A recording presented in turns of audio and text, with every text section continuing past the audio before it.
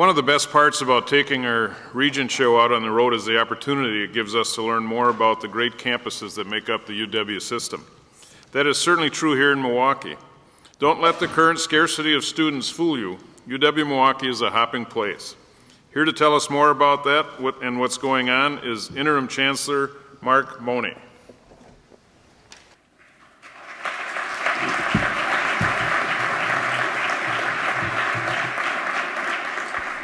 Thank you, President Falbo, and good afternoon. On behalf of our faculty, staff, administration, students, I would like to welcome you all to the UW-Milwaukee portion of the program.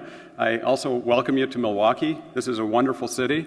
I like to say on a day like today, when we have candidates in for jobs, we take them along the lakefront, we drive over the Hone Bridge, and we say, this is a so-so day in Milwaukee. And we let them think about what a good day must be like. But here we are, and we have a great city.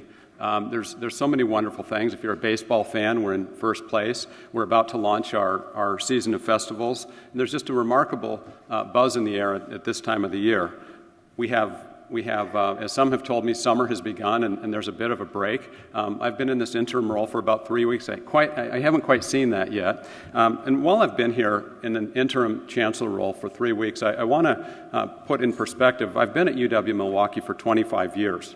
And I've worked closely in the Chancellor's office for the last several years, working specifically on a number of the initiatives that I'm about to share with you today. And I've also been able to develop for more than 15 years a lot of community partnerships and relationships in my role in the business school. So I think that I've got an informed perspective that, while new in this particular role, can bring some perspectives that you might find of interest.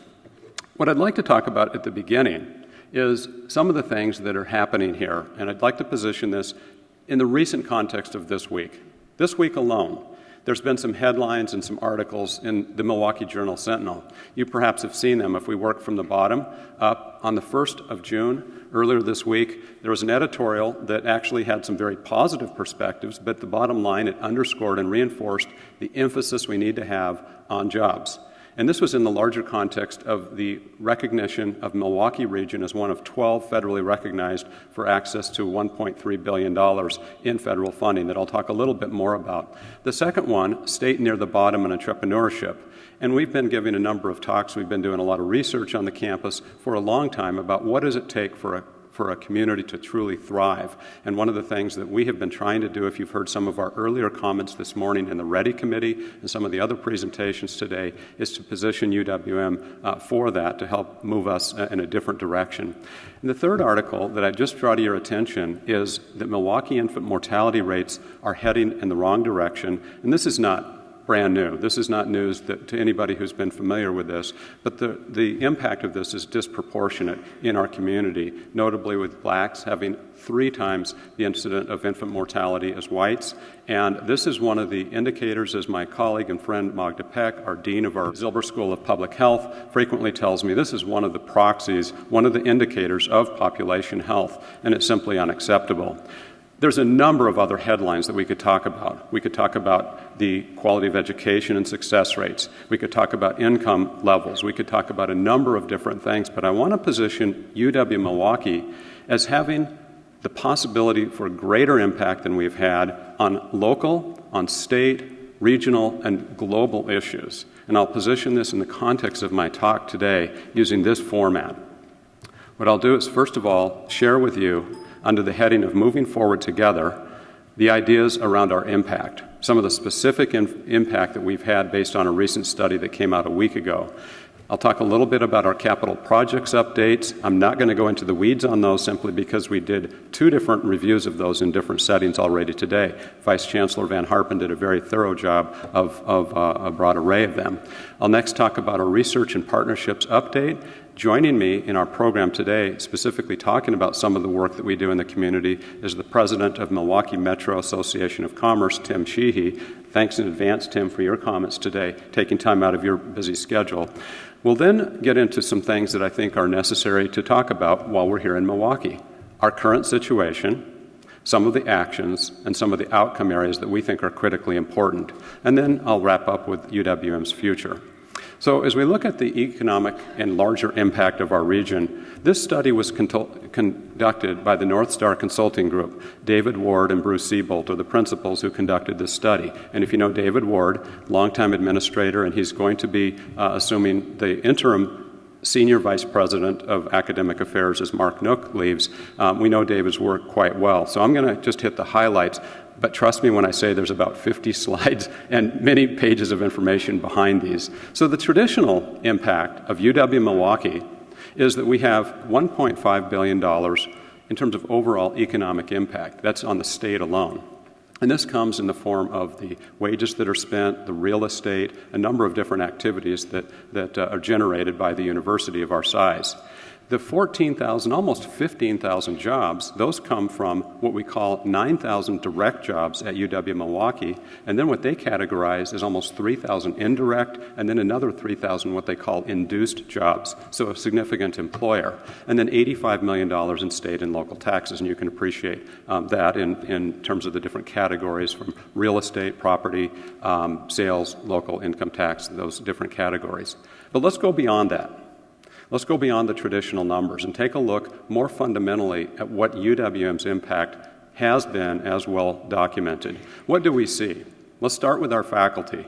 If you look at the faculty and academic teaching staff, there's 2,000 highly talented individuals, our bread and butter, our core, if you will, in terms of our critical strategic competencies, our faculty who make contributions in the research labs, in the classroom, in the community every day.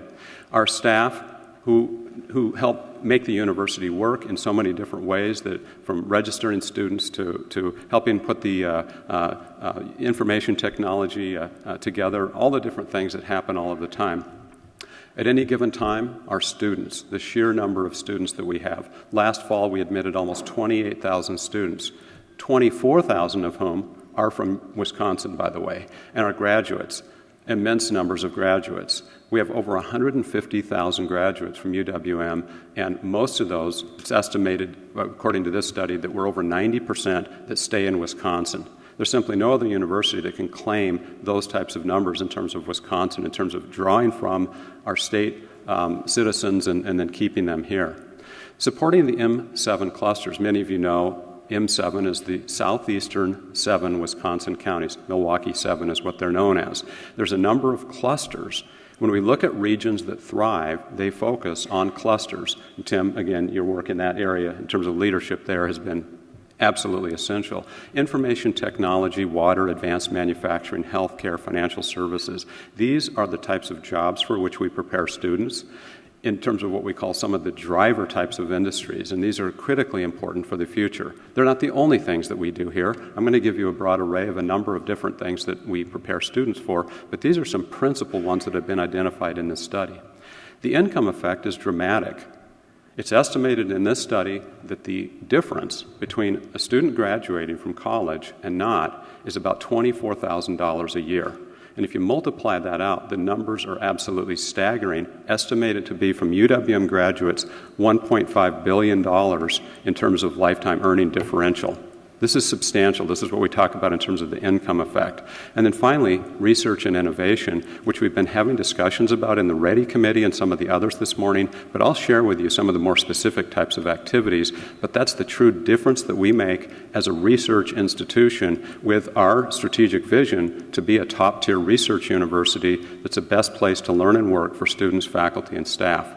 So that's some of the impact, broad level. Let's move on and talk about how we equip ourselves, how we absolutely are preparing ourselves based on the Milwaukee growth initiatives that have been supported by the state over the years. And let's talk about just a little bit of the impact. There's so many stories behind each of these that I've got to be careful not to go into excessive detail, but just at the highest level, as we start on campus, just west of this location where we sit today is what we call the Kenwood Interdisciplinary Research Complex.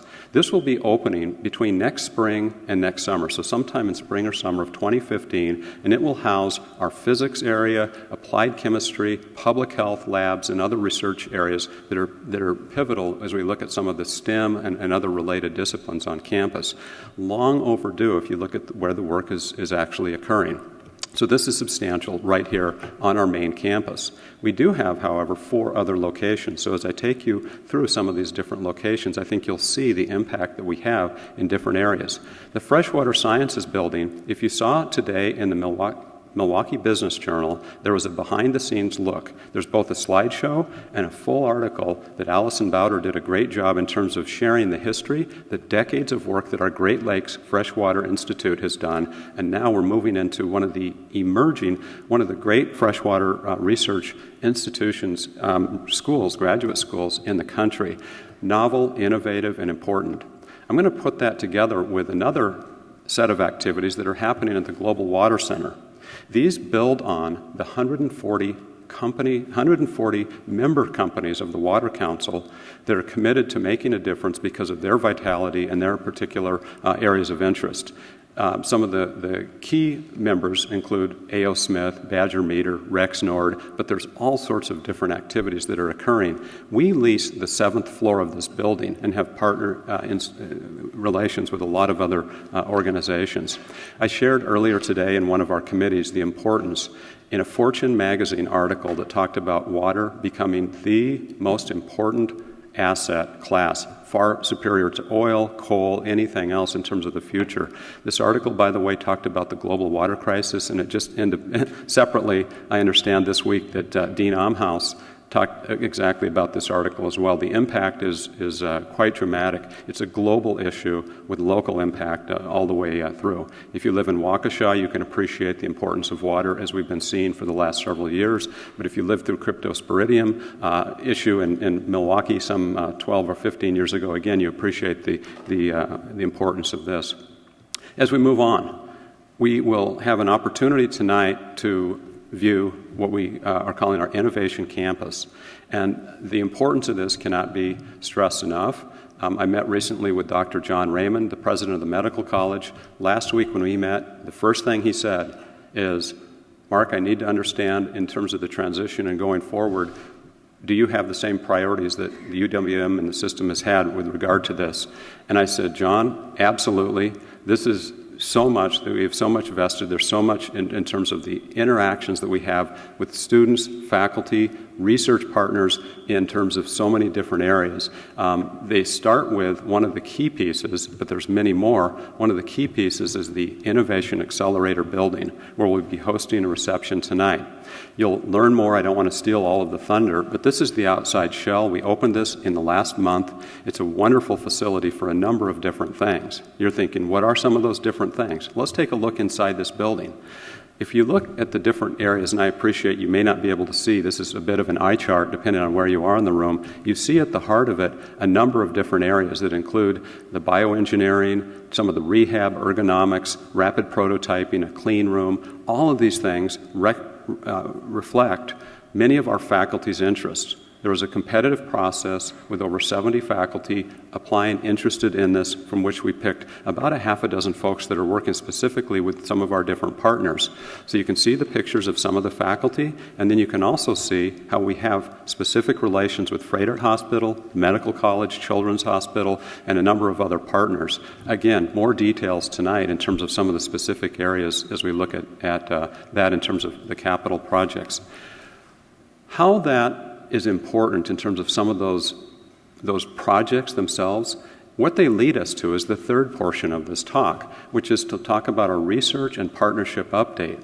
We have been recognized, Milwaukee region, out of 80 different areas that applied for this, to be one of the 12 that are picked for federal program on manufacturing. What does this mean? There's $1.3 billion at stake.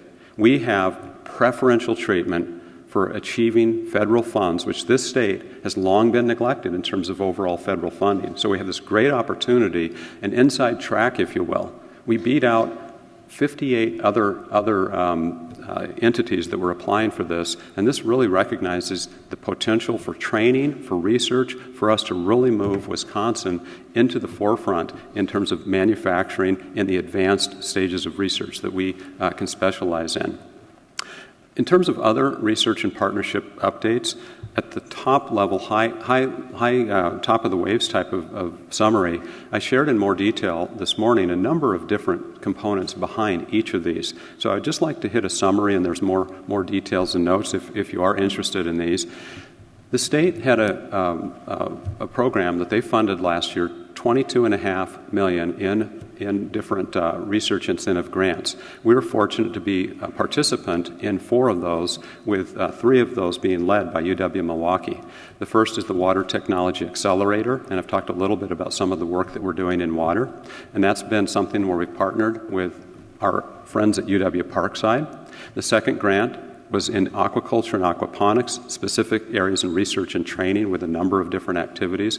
Again, we work with UW Parkside and UW Whitewater on this. And the third piece is in terms of Wisconsin Applied Chemistry Center, where we're doing research, training, and development that applies to 7 different industry clusters where there's tight partnerships. These are where we basically bring grants so that faculty can work with industry on a number of applied types of initiatives. And then finally, while it seems self-explanatory, I want to talk a little bit about how we address the nursing shortage. We have a statewide initiative here that has Eau Claire involved, UW-Milwaukee, Madison, and Oshkosh, and this is led by UW-Eau Claire. We can all appreciate the shortage of nursing, and this is something that we're taking an important step in helping address, but it's also nursing education, training, and the development really spanning this. To give you an example of what we do every day in terms of the transformation that I like to talk about and the impact, back to that for a moment, today we have a number of different nursing students in 182 locations in southeastern Wisconsin that are changing the lives, improving the health of our community. This is a substantial type of investment that we've made. Another example is where we are part of an 8-institution, what is called a Science and Technology Center. They're very prestigious. In the last 4 years, only 3 of them have been awarded, and we're working with State University of New York Buffalo as the lead institution, and we're a critical partner looking at some of the protein imaging in terms of expediting and speeding up the impact that this type of initiative can have with a number of key research faculty on our side. We have been part of what we call MWORK, or the Midwest Energy Research Consortium. This has 4 universities. We've been joined a couple of years ago with UW-Madison, that's the other Wisconsin institute in MWORK, 4 industry partners, and the U.S. Department of Energy on a substantial set of initiatives that have looked at research, developing a consensus that involves 900 different companies. The focus, however, is primarily on Wisconsin as we participate. Interestingly, the federal grant authorization in terms of the increased funding of that $1.3 billion, one of the key partners in the application was MWORK, and so we've been able to help contribute to that as well. Our Student Startup Challenge is the nucleus of bringing students into entrepreneurship, bringing research, bringing applications to industry forward. We have been involved with this for the last 3 years. In the first year, we had 3 teams that were recognized, last year 8, so a total of 11. We're in the application process right now. We've had some student teams that have actually launched businesses, have been recognized, receiving additional seeded funding. And it's just remarkably energetic, and this is something that we have received state funds, and 3 of our schools and colleges on campus have contributed to this. One of the similar areas is where we look at the Mobile Innovation Lab. Some of you might have heard about this. We call it the App Brewery, and we've gone into specifically many of the nonprofits and helped them with their smart technologies. How do we develop better software? How do we develop better not only applications, but then how do we use the research? How do we use the data that are collected through our smart phones for that? This is something that's novel. It's really gotten a lot of great press, and it's a wonderful way to bring students into the research that we're doing with very practical, job-related types of skills. So it really does a nice rounding out. I'd like to talk a little bit next about what we call WisCamp, which is the Wisconsin Alliance for Minority Participation. And this is something where underrepresented populations are engaged in undergraduate research. It's been federally funded, as well as the UW-Milwaukee has contributed funds to this. And the principle behind this is to put students into situations where they're doing hands-on research projects from which they learn and contribute back to the different partnership organizations in which they're working. This is under the leadership in our what we call Global Inclusion and Engagement, led by Vice Chancellor Joan Prince. You might be wondering, what's that person doing with that flashlight on their head? Well, this is a person who has aspirations. This student, Juan, wants to be a veterinarian. And so he's actually leading a research team that's waist deep in this pond, and they're checking out sound and vibration to understand better how frogs mate, how males and females respond to these different vibrations and noises. It's just fascinating type of work that they're doing. Shifting gears, one of the notable works from our humanities is the Encyclopedia of Milwaukee. This is a project that's been going since 2007. It'll probably be close to completion in 2017, so it's a decade-long project. It has received funding from the National Endowment for the Humanities, as well as the Greater Milwaukee Foundation. It will have 1 million words, 7,000 entries, and provide a rich encyclopedia that's a resource for the community to understand our history and many different aspects of the community, and it's just absolutely fascinating. I want to thank the leadership of our Wisconsin Distinguished Professor Margot Anderson, as well as Associate Professor Amanda Seligman, for their leadership on this important initiative. Another set of activities when we talk about partnerships and research is one that our Peck School of the Arts has put together, one of the most prolific bounteous opportunities, 350 different arts performances that include dance, music, film, an array of other activities on and off campus. And you can see a few of the examples. I was able to attend one of the events on Friday night for summer dance, and it's just wonderfully magical. As we're talking about Peck School of the Arts, let me tell you a little bit about one of our graduates and one of our faculty. This is what we call All About Godzilla. You might have heard about and seen the latest in terms of the 2014 version of Godzilla. We had a special feature last week, and why we feel this is important when we're looking for what I like to call our inner Godzilla is when we have an opportunity where one of our student alum, a fellow named Jim Riegel, who won 3 Academy Awards for his work on Lord of the Rings, the trilogy, he was the special effects producer, and it was his company that helped for Godzilla to be able to put the pieces together. So last Thursday night at the Marcus North Shore Cinema, we had, for the first major event in a new theater with complete new seating and 3D effects, we had a lecture from Professor Jason Jones, who shared with us his forthcoming book that talks about how important Godzilla is, especially in Japanese society, the cultural impact, because if you know the history of Godzilla, how important this was. And in a broader societal context, that then we saw this movie that one of our alumni really helped put together and had a Skyped interview with Jim Riegel from his home in California. And it was fascinating in terms of how the movie was produced and all his experiences at the Peck School of the Arts that contributed to him being able to develop the technologies, build the teams, and create this remarkable product. And by the way, he's been the key leader on 30 feature films that would be from Star Wars to so many other films that you would recognize. It's a great alumni type of event, and so that's a little bit from our Peck School of the Arts perspective. I'd like to now pull some of the themes together by showing you a short video, and it talks about how one of our professors, her name is Masa Ranji. She's an assistant professor, and she has done some work that really changes lives and can greatly reduce the invasive nature of the work by using light. So let me get out of the way here and have her take it away. When I was a graduate student and I was, making these instruments in the lab, the question always for me was the so what question. And the so what is, okay, you're making this fantastic imaging tool, but how can you impact the lives of people with that? By making these bioengineering tools, we hope to be able to save lives and improve the quality of life for human race. The optical biopsy technology uses light to assess the health of the tissue. We use ultra-low and blue light and shine them on the tissue. The healthier the tissue, the brighter the glow. The reason we use optical biopsy is that it's non-invasive as opposed to gold standard technology that is basically physical biopsy of the tissue. It brings us the same kind of information, but non-invasively by applying only light. I'm working with doctors at Medical College of Wisconsin. Right now we are using animal model organs, and we'll begin with human organs soon to show the clinical transferability of these tools that we use. So this is one of the examples of the type of work that's actually happening at an Innovation Accelerator Park type of setting. Professor Ranji is one of our faculty who will have operations there. As we move forward then from this, as we go forward, what I'd like to do is talk now, the fourth portion of the talk is about how our current situation, what we are looking at, and some of the responses that we'd like to undertake as we move forward together.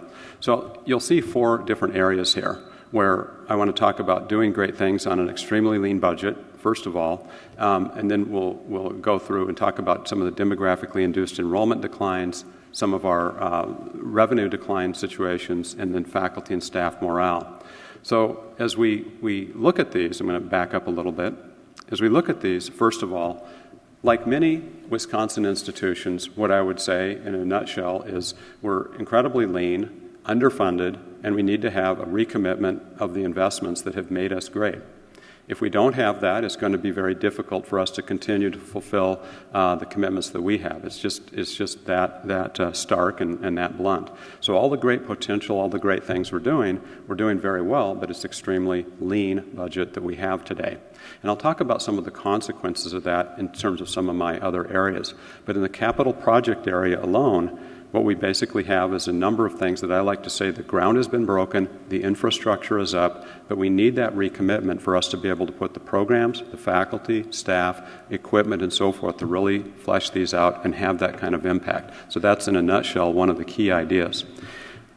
In Wisconsin, we have all faced demographically induced enrollment declines, some more, some less. But if I flip forward to what I mean by that, let's talk about the demographics.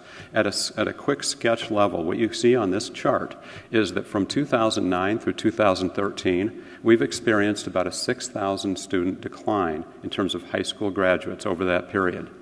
As you look at our enrollments, well, we don't track exactly. We haven't lost 6,000 because they don't, of course, all come to UW-Milwaukee. But I think we can all see a similar type of trajectory in terms of what our challenges have been. We were at a peak, actually, of almost 31,000. We might have broken that. And then we today are at, currently last fall, not quite 28,000 students. So you can imagine the impact of that in terms of, from a tuition revenue perspective, what the consequence of that has been. As we move forward and talk even further about that in terms of revenue declines overall, again, no surprise, no secret, we're not alone. This is higher education today, especially in Wisconsin. We have the tuition freeze, we have budget cuts, and we have limited base and GPR funding. So as we look at this relative to our peers, what many of our analytics would agree, internal and external, is that we're 30% behind our median peer institutions. So that's just stating something that's important to recognize. So again, being asked to do more with less is the perspective. One of the consequences of this, especially felt in a research university, is the impact on our faculty and staff morale. We did, as part of a UW system study in 2012, an examination of all of our risks. And we identified 80 different risks, and over a several-month period, the number one risk that emerged was this issue that I'm sharing with you. I don't think it's a secret if you've been at a UW system institution. It's a chronic type of thing. But it's particularly problematic because other research universities are very competitive and really find us to be a great place to find faculty. And this is a particular challenge for us, and it affects the future of our ability to continue to deliver the type of impact that I've been talking about in terms of the training, the research, the education. So I have to put that out there. This would not be a balanced perspective without that. These are some of our star faculty and staff that you see in terms of the pictures, some of our recent award winners. So what are we going to do about this? Right? That's the heart. That's okay. How do we go forward?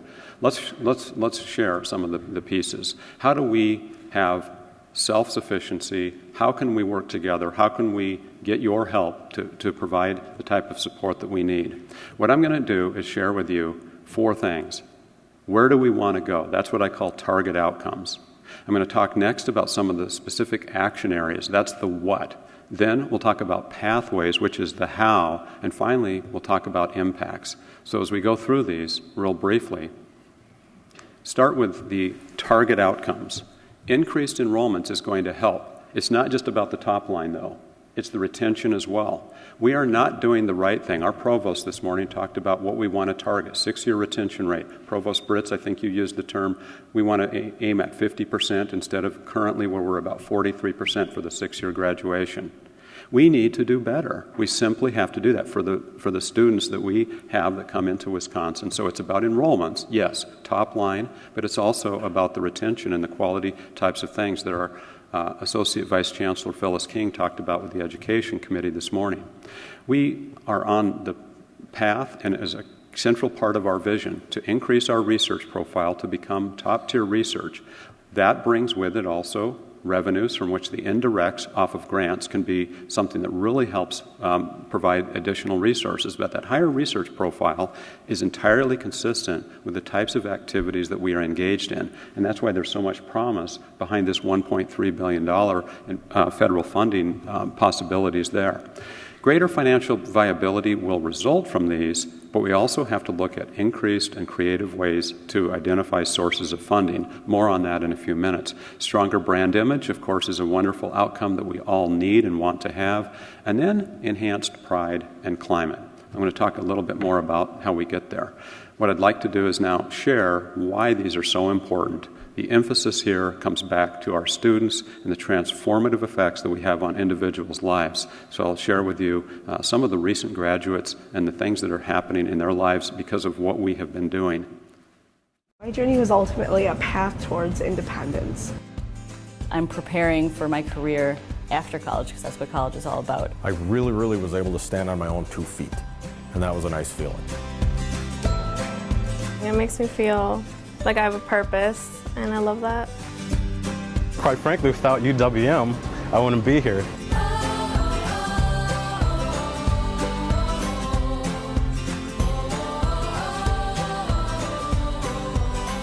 I'm a product of Milwaukee Public Schools, something I really hold near and dear to my heart. And by the time I came to college, I really fell for just international globalization, concepts of that nature. And in 2012, I was fortunate enough to be able to go to Cairo. It was just really interesting to come into the country that was still in the midst of a complete overthrow and regime change. What really stands out to me about this whole college experience was that in 5 years, I've just changed so much. I feel like I've become a well-rounded person.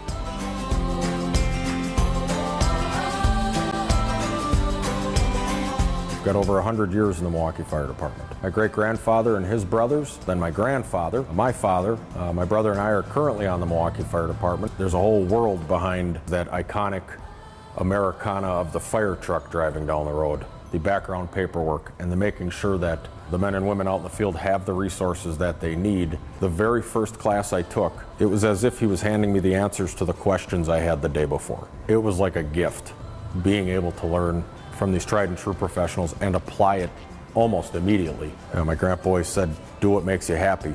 And I don't know what else I could be doing right now that could even equate to how happy I am.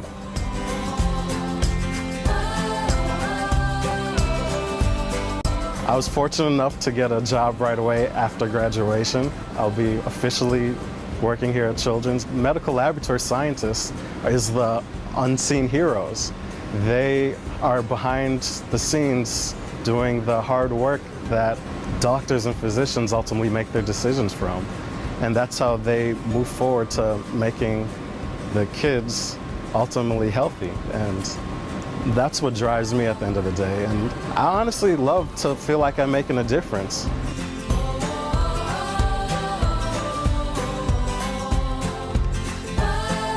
It's an inspiration to get into nursing, being bilingual, because there's a lot of Hispanics in this community, and I feel like it's better when you can talk to them in their primary language and they might be able to understand better. I'm really excited to start as a full-time nurse at St. Luke's on the heart failure unit. I like the science behind nursing and also the fact that you can use that science as a background to help people with their lives.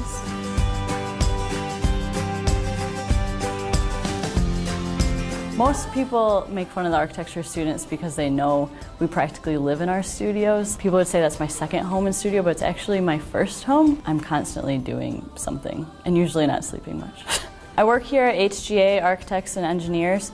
A day in the life of an architecture intern isn't the same as what you would think a normal intern does. They do everything that everybody else would do. So we work with drawings, we work on the computer, we sit in meetings. We do everything that teaches us how to be an architect.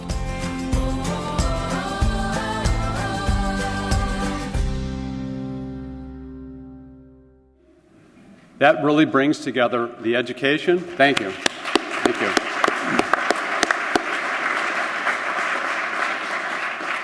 That really just culminates so many of the ideas about where we're going, to include in so many ways our teaching, our research, our transformative effects that students have that impacts their careers that we're such an important part of. So that's where we're going, and we need to now talk a little bit about the what, how, and then the bigger so what. As we look at one of the key areas we need to get ahead of, and President Cross shared some perspectives on this with me when we first talked about where UW-Milwaukee is at. We really need to look very seriously at this enrollment management issue. There's no question about it. So we are meeting on Monday. We're having a deep dive meeting. We're having a retreat later that I hope is unlike any other that we've ever had, to really focus on some of the specific concrete action areas that we need to have, some very specific activities with focus and urgency. We know that for fall 2014, much of the population is the student population is largely there, but what can we do on a retention front, and then especially for fall 2015 and beyond to help stabilize and put enrollments on a different trajectory.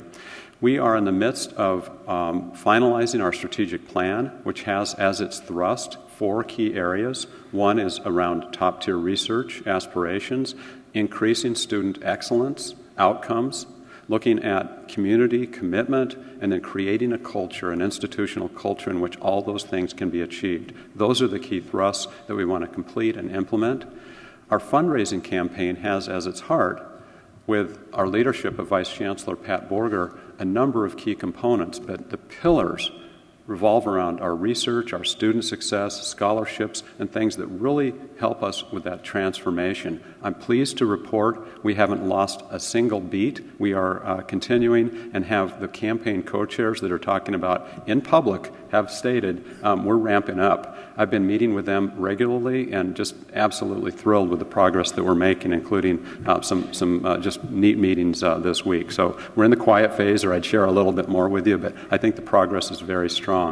We want to continue to move UW-Milwaukee forward, and there's a couple of key pieces. We have been a significant partner in the community on so many different fronts. If you think about key metrics, we need to do more, we need to be focused and organized, and we will be part of some of the requests going forward for future state support as part of some of the community and urban engagement type of work. The pathways, a little more detail now. That's the what. Let's talk a little bit about the how. Being a student, a longtime student, with my background in organizational management, strategic planning, and other things, what I see is the critical piece is there's leadership that's important across a lot of levels at this campus. But one of the key pieces is at the Chancellor's Cabinet. And we've talked in the last week to 2 weeks, both in terms of one-on-one meetings and collectively, about the ideas around collaboration, leadership, and mutual accountability that really has a nucleus of positive, powerful force moving forward, building on the great strengths that we have in the Cabinet. We need to be more creative about the funding sources and directions, so be prepared. Everyone here will, will be a part of this, but we absolutely need to look, like all of higher ed today, at what are the funding sources. We can imagine a future in which, if you've read the book Public No More, this is a trend that has been happening for the last several decades, and it is likely going to continue. It's going to be very hard. Now, that said, several states, I think Johannes, you've shared that 32 states, we're confirming the data, but 32 states have turned the corner and beginning to invest much more in higher education today, so that's certainly something that we think is important. Faculty and staff compensation after the last 5 to 6 years has to be an important part of the conversation. I'm fortunate that I have a number of UW System Chancellor colleagues who have this on their radar as well, and we've had some preliminary discussions, and we need to move concretely forward on this. The way we have funded this, it just has not been something that I would say is sustainable in the context of if we want to retain our talent, and that's absolutely a top priority. The branding and image, how important are marketing, communications, the role of athletics. Those are specific areas that we are examining and looking at and opening up in a lot of important discussion around how do we portray ourselves, what are the real great things that are happening, how do we get the word out to an even greater degree.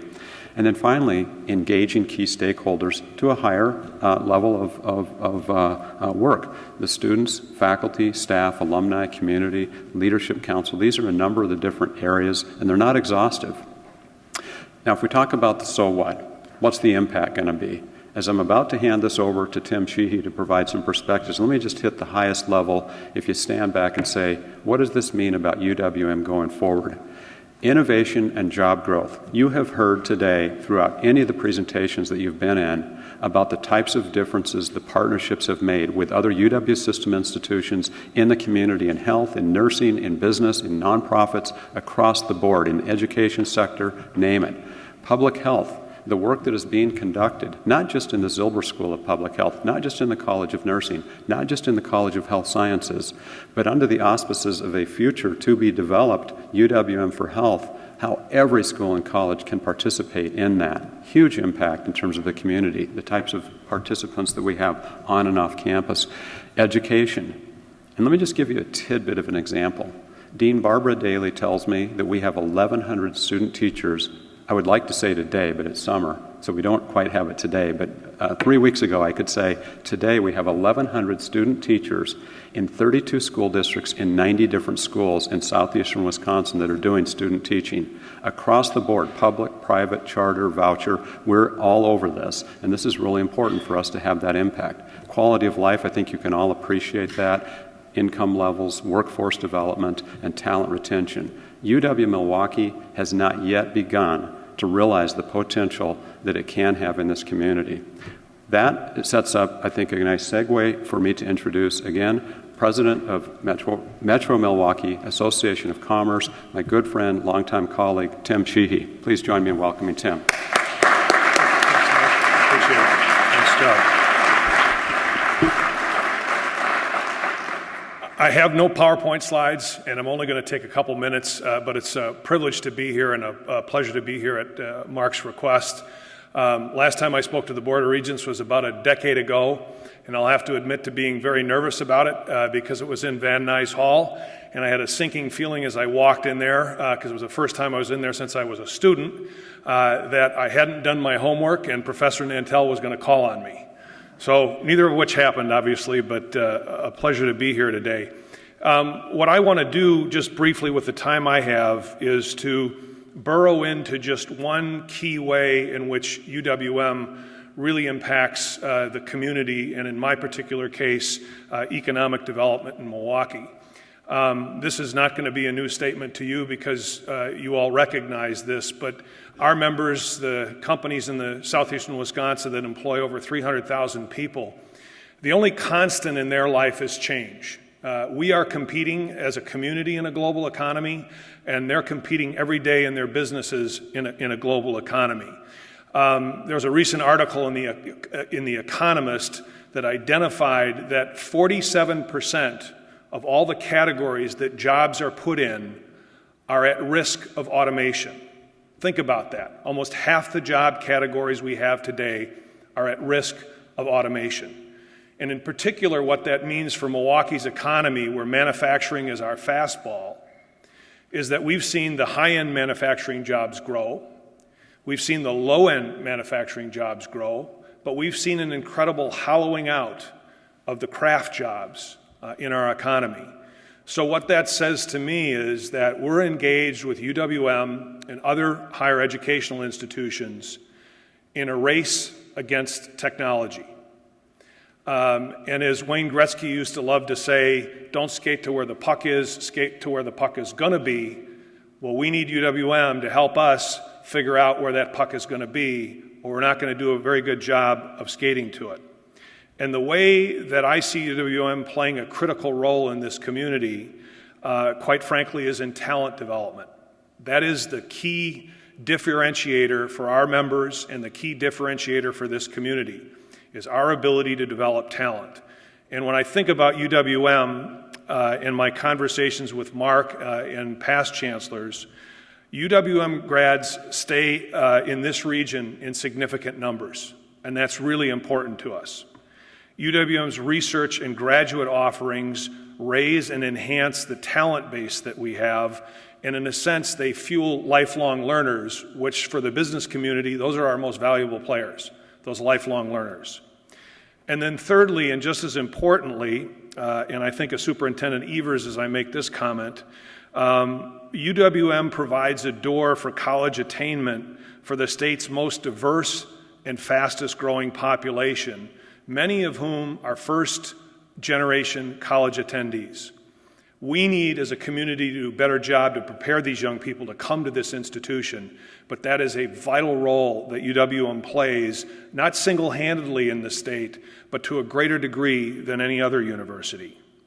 So simply put, it's this investment of UWM in developing our talent that helps us drive growth and jobs. And that's what everybody wants today. Where are more jobs coming from? And so if you look at southeastern Wisconsin, we have about 1 million jobs in southeastern Wisconsin. 275,000 of those 1 million jobs are in what we call driver industries.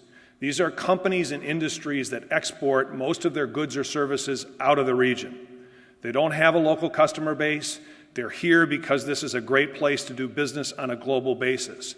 And that is critical because those 275,000 jobs in those driver industries create another 325,000 jobs in companies primarily engaged in supplying them with goods or services.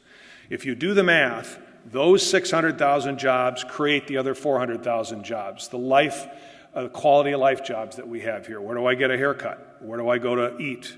Who educates my kids? So it's critically important that UWM remains a strong partner in developing the talent, because that talent is what's going to drive our economic success.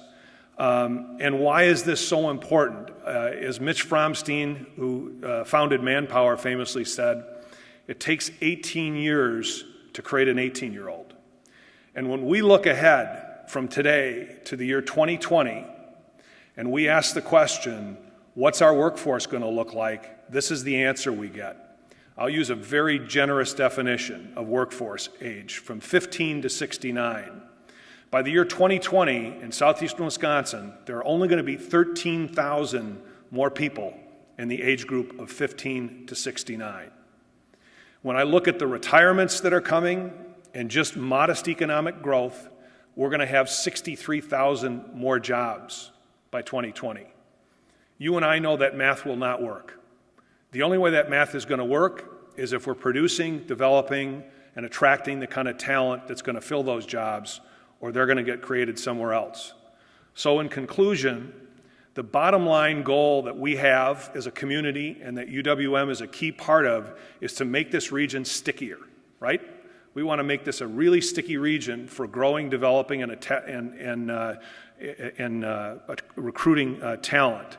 So UWM has to be at the forefront of this. They have to be nimble, they have to be focused, and they have to be a resource that's going to meet our needs. So I appreciate your time today. I appreciate the opportunity. And just to go off script a second, a couple closing remarks. I am passionate about the role that UWM has played, and it's been a leadership role in chartering some of the best value-added schools in the city of Milwaukee. And I hope the university and the Board of Regents will keep UWM in that game. That's clearly critical. We're grateful that you put Mark in this leadership role. He's going to do a very good job at it. And finally, I would be remiss if I didn't note that if the ripe fruit that we want off the tree is talent, then we got to water the tree. We got to make sure that we fund the great faculty that we have here, we can attract and retain great faculty, and that we continue to attract the research dollars that are going to help us all look around the corner. So again, thank you, and I appreciate the opportunity.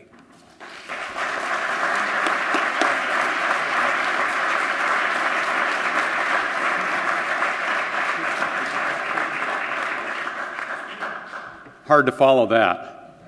Thanks, Tim. Very nice job. In conclusion, let me wrap up with two different perspectives. One are a few conclusions and then a final video that I think does help demonstrate the value, the impact, and the types of activities that we have. I would like to say one of the key examples that we have is when we had a recent primary employer that had the options to go anywhere it wanted, and I'm going to be very careful with the name and things like that. You might figure out who I'm talking about. But one of our primary employers was courted nationally, and they said we have 2,000 Milwaukee employees in our corporate headquarters, and 600 of those are UWM graduates. This is the workforce that we can build on. This is why we're going to put in the biggest tower in the state to really make a big difference here. So that's just a testament, Tim, to I think the types of things you're talking about. Our future path, as I have in the slide here, the future path forward is very clear. What we've got to do, what's in front of us. There's not a lot of debate, I think, about some of these things. We are at the right place. This is the right time. The growth areas for the greatness are absolutely seeded. We do need to have the continuing commitment. We need to have the faith that this institution can deliver on its promise, on its potential, but we need your help. There's no question about it. We need to accelerate the impact. The region, as I started out, in terms of the challenges facing this region, this state and beyond, leave no debate for the importance of what we can do. I do think that the issues around leadership focus and momentum are key. President Cross, we talked last night about the importance of focusing on metrics and really being able to deliver to zero in on some of those things. That, I stand before you to say, I'm absolutely committed to help bring all the great talent that we have on this university forward in that way. So let's finish off with something that I think does a nice job synthesizing one final video, and we'll call it good in terms of what UW-Milwaukee has been doing, some of the neat areas. This is a video that I think you might find to be very, very powerful. Okay, can you just slide your hand through that? Okay. Perfect. Can you grab my hand with it or not? Oh, wow, that's pretty cool. Do it one more time. Ah, cool. I said, I've got to do something because this is, I can help. So you want to try it out or not? Yeah? Okay. I saw all those videos of kids picking up stuff and I thought it'd be cool. That's good.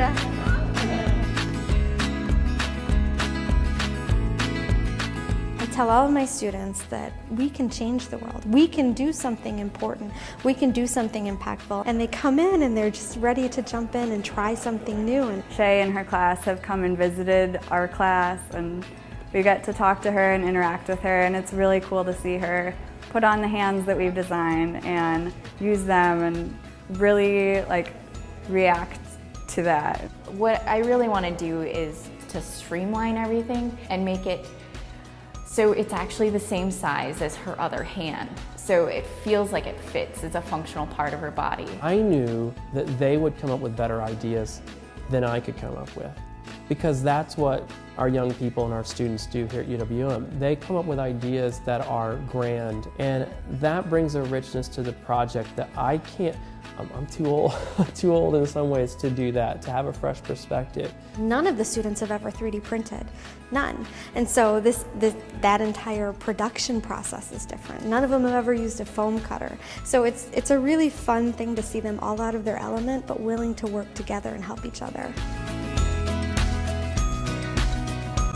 There's a Google Plus community called Enable, and Enable is a group of right now about 400 members. So I can talk to people from around the world. I can download the files for it. We had our students join Enable, and almost immediately people who I would be intimidated to talk to at first, would chime in on their sketches and their ideas. And the students, you could just see they came in and they were proud of the fact that they were part of this.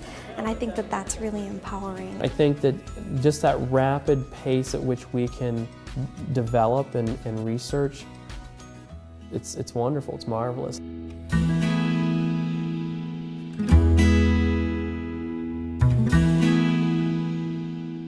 Pull them out and stick them on the finger that you want them. I don't think there's a lot of other kids out there who can say that they get to be a part of making their own hand and give feedback and can have choices. Just seeing her joy. As a mom, that's all you want, is your kids to be happy. Have you ever seen the laser cutter work? It's pretty fun. They're the ones that can sit here and spend hours and hours and hours away from their family working on stuff. It's just absolutely incredible. Absolutely incredible. So, leaves us speechless. Is that too tight? Are you okay? Is it okay? Okay. Yes, Frankie and I are giving them these hands, and sort of we're gifting them with our work. But I think in a real way, they are giving us the bigger gift. This is the type of opportunity that lets you re-fall in love with a discipline. Would that be cool? Put little charms in there. There's so much more we can do. There's so many more problems to solve. Being here and being able to engage with our students to do that, that's the greatest job in the world, you know.